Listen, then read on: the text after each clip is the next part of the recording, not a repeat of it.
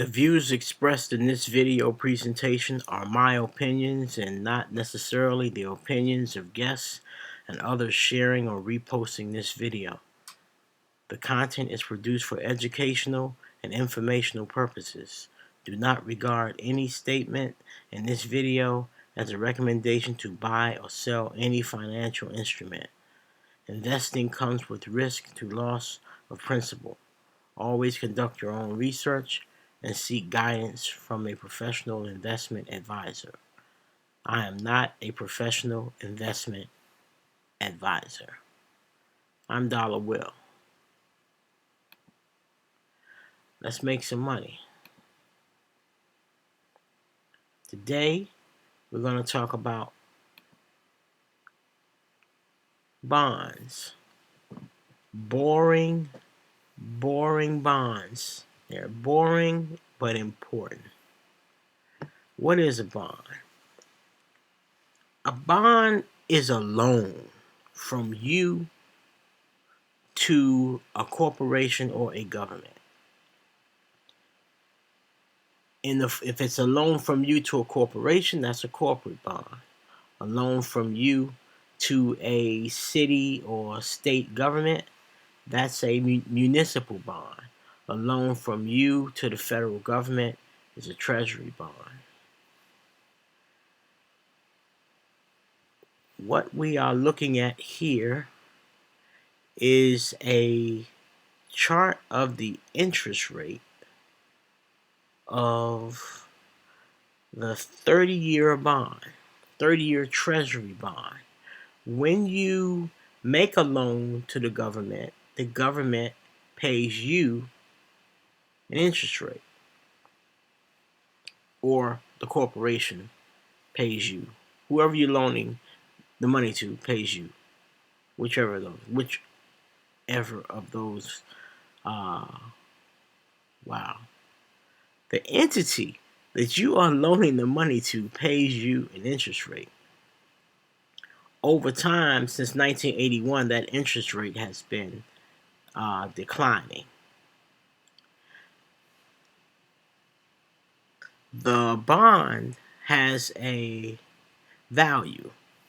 The value of the bond goes up, which is inverse to the interest rate. So the interest rate goes down, the value of the bond goes up. Now, when the value of the bond goes down, the value of the interest rate goes up. We are in a bond bubble. Bond values have hit a bubble, much like gold, oil, the housing market, all that good stuff. The good thing about why this is important is because everyone is familiar with the concept of other people's money. This declining rate allows businesses and governments to get a loan from you and invest that money back into the company. Let's say in the case of a corporate bond. In the case of a government, that would be building a bridge or road or some building or some kind of activity that the government needs to do on your behalf. But let's just stay with corporate for a moment. A corporation will raise money by selling bonds to maybe expand the business, open up a new division, hire more workers, increase inventory so that they can profit off of the cheap money that they borrow to build the inventory. They turn around, they sell the product, and they make profit off of other people's money. Let's move on. I'm establishing that because what's going on with this 30-year trend is, you see here, we broke the trend line. And you're going to hear a lot about that in the coming weeks. We broke that trend line. Now, I'm trying to segue to housing.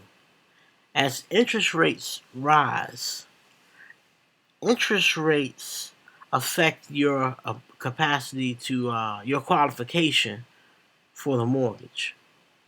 The higher the interest rate, the more difficult it is for you to qualify for the loan. Now, it's sort of like a seesaw. On one end of the seesaw, you have the interest rate, on the other, you have the price of the home. As the home price goes up, generally speaking, the interest rate goes down. But when the interest rate goes up, the price of the house comes down. So you can either have a high priced home and a low mortgage. I'm sorry, yeah, so a high price, not a low mortgage, no, a low interest rate. You can have a high priced home and a low interest rate, or you can have a high interest rate and a low price home. But you can't have a low price home and low interest rate. Pretty hard to do that.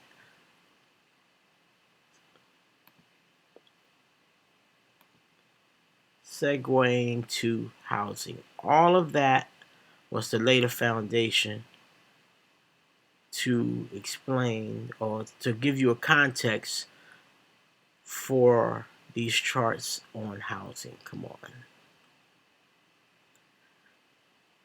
Now, this is 2009. And we have what looks like a 5 count. I'm not sure if I can say this 5 count is over yet. But I can say we broke this trend line, and that candlestick is bigger than any of them in this leg since 2016. That's a pretty ugly candlestick, and for you volume watchers, that's a pretty ugly spike down there. Now, this is the S&P Home Builders Spider. It's a ETF, and the symbol is XHB. That's pretty ugly.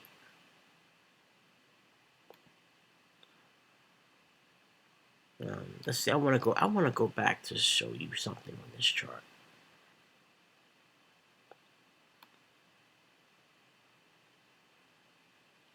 The run up in the stock market we've been enjoying started in 2009, and that is from here. So this decline in interest rate from 2009, this cheap money, is what fueled the housing market and business expansion. If I'm reading this chart right, I think we are going. Hold on. I think we're going to do at least a 38% retrace. That will put us around 7. That's pretty. Look, when I bought my house in 19, I am 53. When I bought my house in 94, my interest rate was around 7%. I'm trying to, yeah, that's about 94 right in here. And yep, that's between 7.28 and 7.96. I paid to buy the interest rate down. I paid a point to bring it down a little bit. If this holds, it's going to be pretty ugly. People are going to have to pay. It's going to be hard. It's going to be harder to qualify for homes. So that's just the significance of this. A 38% retrace would take us back around the 7% interest rate, and right now we're in the, let's say, 3%, 3.25. It's kind of where we are right now. So we'll see what happens. Keep your eye on that. I'm just trying to give you a foundation to have some context to follow along in the news when people talk about the interest rate and or the treasury yield.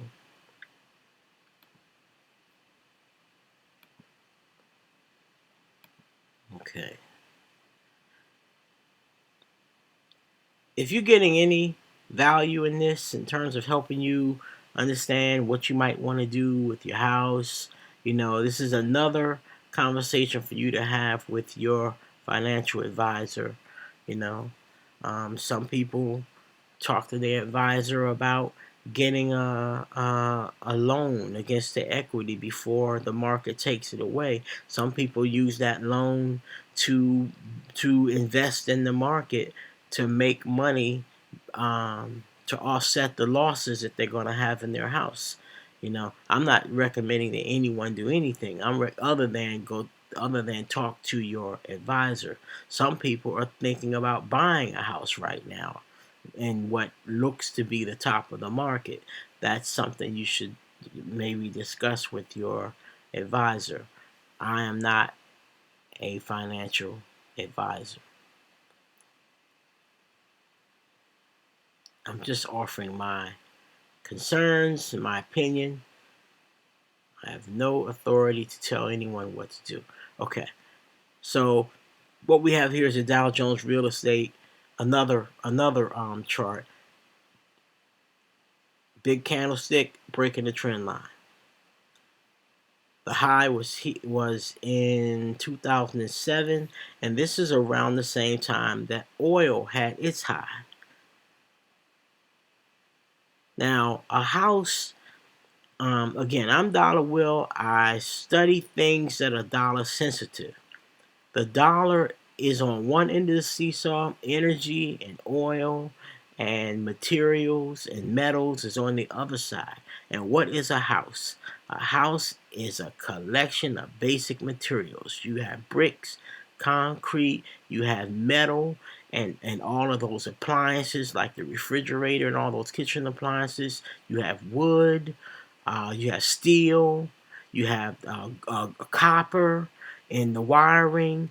A house is a collection of basic materials, and it is the perfect thing that moves inverse to the dollar. And it's the largest purchase that most people in America or in the world buy.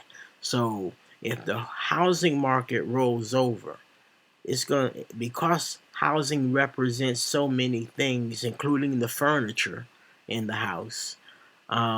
It's hard for the market to stay up if the housing is rolling over. So this is just another big a piece of evidence for my thesis from my January 13th video that we are in a severe Great Depression degree decline.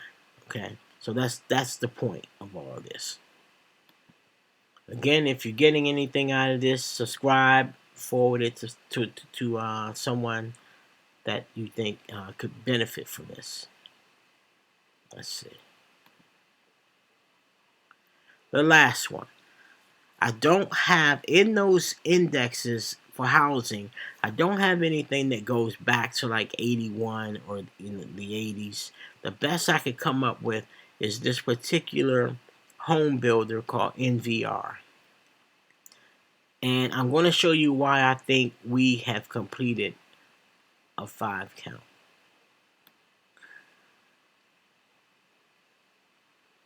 Now, again, somewhere around maybe 78 to 81, there was a bottom in housing. I just know from other information. So I'm going to call that wave. So this chart begins at what is my odds going back? 85. I don't have enough data. So I'm going to call that run from say 78 or back in that area to here, wave 1. I'm going to call this wave 2.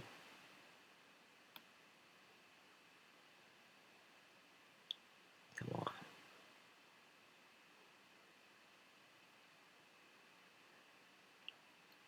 Well, that was wave 2. Okay. I'm going to call this wave 3, wave 4, wave 5. You can see it here on the stochastic. Of course, if this was 77, it would be high here. That would be what, 1. It would be low. 1, 2, 3, 4, 5. I think this is it. I think we have a 5 count, and that correction is pretty nasty after a 5 count. But we'll see how it goes. And you also see on this chart a big nasty red candlestick here. I can't say it's engulfed. It's not engulfing. Doesn't engulf it, but it moves. The high and low moves outside of the previous candlestick. It's not an engulfing candlestick, but it's good enough for me. And if I had a trend line here, you would see that it has broken it. So this information is also something to take seriously, along with the interest rate, which is rising, making it more difficult to qualify for the mortgage in the first place. So that's all I got. Like, comment, subscribe, and of course, share it with someone who needs this information. Thank you.